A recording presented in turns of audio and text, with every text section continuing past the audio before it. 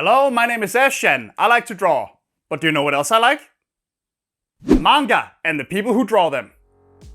Alright, so I'm hardly up to date on whatever the latest hit manga is right now, but ever since I was first introduced to manga back when I was like 11 years old, I've enjoyed many a great series. Fantasy, horror, sci-fi, romance, comedy. There truly is a manga for everyone out there. But since manga is often more long format and story-driven and creative-driven than many Western comics and thus take longer to finish, many famous manga artists are mostly known for one or two series, even if they made a bunch of other stuff. I mean, sure, yeah, Tite Kubo gave us Bleach, but what else did he do? And how many people are actually just as aware of Hiromashima's Raid Master as they are of Fairy Tail? I mean, even Osamu Tezuka, the grandfather of manga, with dozens upon dozens of varied titles under his belt, has an unfortunate tendency to kind of just be referred to as that guy that made Astro Boy, and that's a bit of a shame. So why don't we change that? In this video, I'm going to pick 3 manga artists and draw some of their less famous characters. Who are they gonna be? Well, you'll just have to watch the video to find out now, won't you?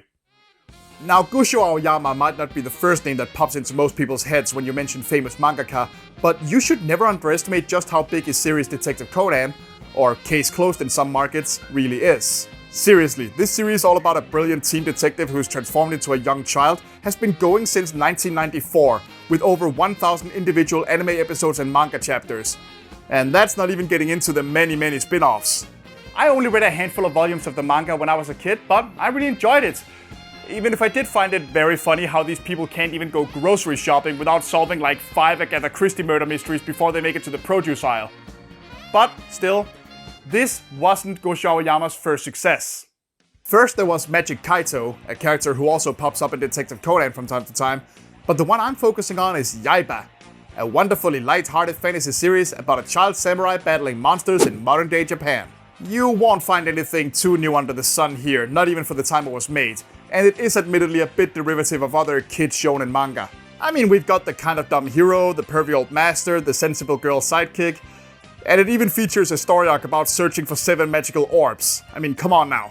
But I do have to say, I've been watching the 90s anime lately, and damn if it isn't perfectly entertaining if you're into this era of anime. Also, that damn ending theme has been stuck in my head ever since I first learned about this show. Tora tora uma, tora tora uma, ripi lipito. Ripi lipito. Oh, and apparently there's a new anime now, and it kinda looks freaking sick. Yeah, I'll have to check that out later. Anyway, like I said, there really isn't anything all too special about Yaiba as a character. He's an excitable young boy, he eats a lot of food, he wants to be the strongest samurai warrior in the world, he has the big old spiky hair. You get the idea. So yeah, when you get right down to it, Yaiba really is just stock shonen anime hero number 58, but I don't know, I still like him. His design isn't the most interesting that I've ever seen either. Outside of his hair having this fun star shape that kinda fits with the hilt of the magic sword that he uses for most of the story, he's really just dressed in a very basic samurai yukatan and geta sandals. I feel like he could use 1 or 2 more distinctive features to stand out. And I mean, heck, I kinda messed up by accidentally hiding that unique sword hilt behind his head, but I really wanted him to strike a cool sword pose and, well, his big goofy anime hair got in the way. Yeah, it's typical anime hair nonsense, what are you gonna do?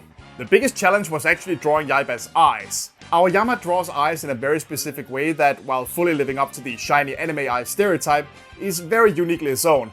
And it was a bit tricky to emulate, but I think I got away with it okay. I did also have a lot of fun making this cool bit of lightning that follows Yaiba's sword and implies a movement. Thanks to his Raijin sword, named after the Japanese thunder god, Yaiba's fighting style is associated with lightning for a good chunk of the early parts of the story, and that's one thing about him that is decently unique. So I wanted to feature that at least a little. And here he is! Poster child of every fantasy kid hero shonen anime trope. And a fun little bastard to draw. I enjoyed this one a lot. And before anyone can think to accuse me of only focusing on manga made by men, let's turn our attention to Hiromu Arakawa. Alright everybody, listen to Grandpa on this one. Fullmetal Alchemist was one of the essential anime to watch if you were an anime fan in the 2000s. I mean seriously, you couldn't click on anything on YouTube in the early days without running into 5 or 6 AMVs featuring clips from this show. And it was glorious. Can't stop the rock, can't stop the rock, you can't stop the rock, can't stop the rock, you can't stop. Sure, the original show about 2 alchemist brothers dealing with the consequences of trying to mess with the natural order while a war rages around them deviated quite a bit from the manga at the time, but it was still a great show. And I mean, hey, we got Fullmetal Alchemist Brotherhood later to give us the more manga-accurate adaptation we wanted. Although, I still think the first show did the Elric brothers' tragic backstory better, and that Undo is the best FMA song. These are my hills and I'm willing to die on them. Fight me! Anyway, Arakawa is currently active with a new series called Demons of the Shadow Realm, which I still need to check out, so it seems the perfect time to focus on one of her works. And I'm gonna go with Raiden 18. Unlike Yaiba, Raiden 18 was never a big franchise or anything.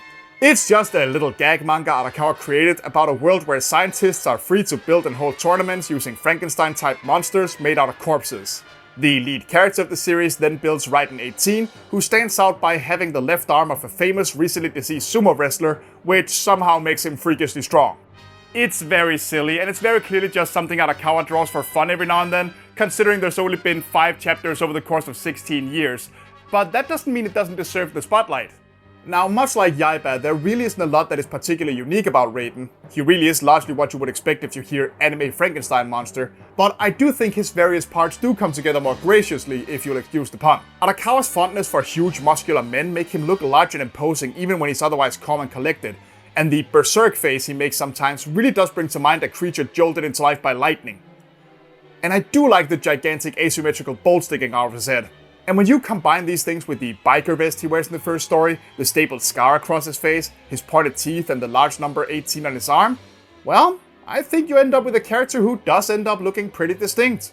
You know, I honestly think he'd look really cool fully animated in a Raiden 18 OVA or something, so, you know, chop chop, anime studios. Animation is so hard! People who do this for a living deserve more credit and respect!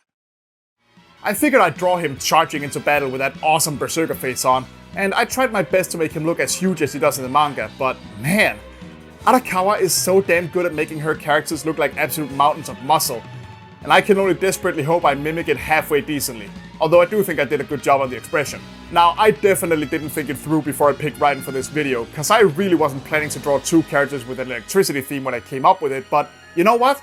I just couldn't let that bolt not spark at least a little when he lets loose. It's just too cool to not do.